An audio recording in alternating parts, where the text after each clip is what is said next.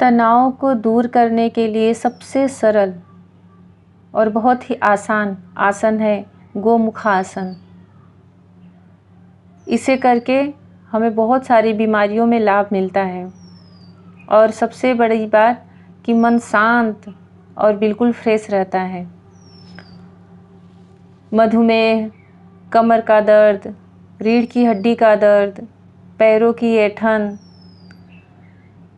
Cervical problem, ये सब जितने दर्द हैं, ये गोमुखासन करने से उसमें बहुत ही लाभ मिलता है। इस आसन को करने के लिए खुले हवादार स्थान पर चटाई बिछा के सुखासन या क्रॉस पैर वाली मुद्रा में बैठ जाएं। इसके बाद अपने बाएं पैर को अपने शरीर की ओर खींचे कि उसे अपने पास ले आएं। उसके बाद अपने दाएं पैर को बाएं पैर की जांघों के ऊपर रखें और उसे भी खींच के अपने शरीर के पास ले आएं। अब अपने दाएं हाथ को कंधे के ऊपर करें और कोहिनी के यहाँ से मोड़ के अपने पीठ के पीछे जितना अधिक हो सकता है ले जाएं। अब अपने बाएं हाथ को भी कोहिनी के यहाँ से मोड़े और पेट के साइड से पीछे की ओर पीठ पर लेके जाएं। दोनों हाथों को खींच के आपस में मिलाने की कोशिश करें और पीठ के पीछे हाथों को एक दूसरे से पकड़ लें। यही इसकी मुद्रा होती है। पर जब हम इसको करते हैं तो कंधों में बहुत खिंचाव आता है और अगर आपके कंधे में दर्द है तो रीढ़ की हड्डी में दर्द है, दर्द के समय नहीं करना चाहिए। इसको उसी मुद्रा में दोनों हाथों को पकड़ के कुछ देर तक रखें और जब असुविधा होने लगे, खिंचाव महसूस होने लगे तो छोड़ दें। और कंधे लचीले नहीं हैं तो हाथ पीछे की तरफ मुड़ने में तकलीफ़ होती है तो शुरू के प्रयास में छोटी कोई टॉवेल ले लें, छोटा तौलिया, और उसके सपोर्ट से आप अपने को दोनों हाथों को मिलाएं। धीरे धीरे अभ्यास से यह दोनों आपस की जो हथेलियाँ होती हैं वो पकड़ में आ जाती हैं। और जब बैठे आसन करने के लिए तो बिल्कुल सीधा बैठें, दोनों पैरों को क्रॉस में करें पर ज़मीन से टच होने चाहिए। दोनों कूल्हे ज़मीन से बिल्कुल टच में होने चाहिए। धीरे धीरे ही इसका अभ्यास बढ़ाएं।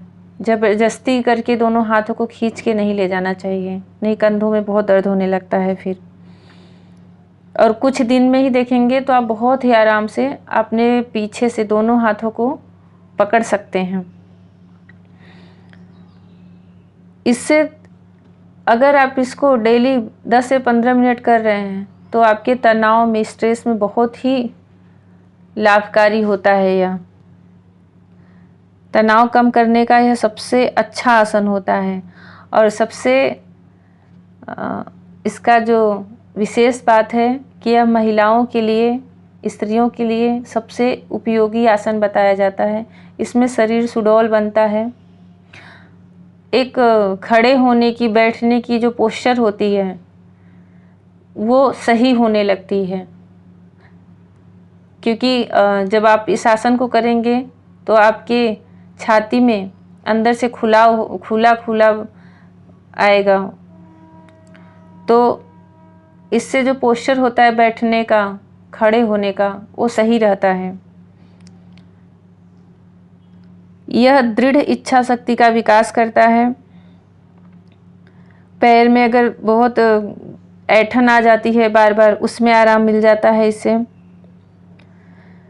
यह छाती को खोलता है और आपके पोस्चर सामान्य बैठने और खड़े होने की मुद्रा में भी सुधार लाता है। मधुमेह के लिए यह आपके पैंक्रियास को उत्तेजित करता है और मधुमेह के कंट्रोल में सहायक है।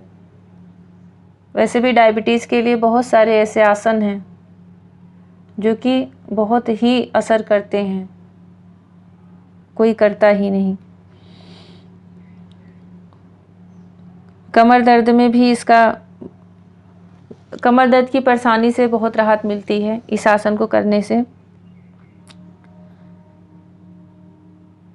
हर दिन सिर्फ इसी आसन पे अभ्यास कर रहे हैं तो हर दिन 10 से 15 मिनट इसी आसन के अभ्यास को करें, क्योंकि इसमें समय लगता है। और जब हाथ को खोले पीछे से तो पूरी सीधी पैर सीधा कर ले, पूरे नॉर्मल हो जाएं। फिर उसके अपोजिट पैर को मड़ करके और दूसरे साइड का हाथ से क्रॉस में पकड़े पीछे से। ये बहुत ही आराम से, बहुत ही धीरे धीरे इस आसन का अभ्यास करना चाहिए। और सिर्फ इस आसन को कर रहे हैं तो 10 से 15 मिनट लगातार 3 बार 5 बार इसको करें। आपके बाहों की मांसपेशियां जो होती हैं मजबूत होती हैं, पीठ के मांसपेशियां मजबूत होती हैं।